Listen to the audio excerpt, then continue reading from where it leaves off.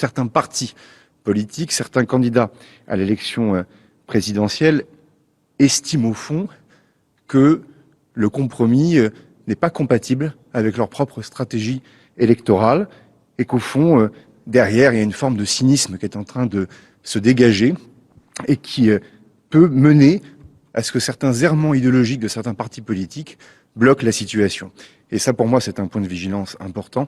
On l'a vu notamment dans les comportements de la France insoumise et même parfois du Rassemblement national. Oui, nous pouvons y arriver à la condition d'y travailler, de sortir aussi de cette situation de blocage politique que certains veulent installer comme étant au fond une toile de fond à la prochaine élection présidentielle. Et au fond, on doit défendre le Parlement. L'Assemblée nationale n'est pas un théâtre.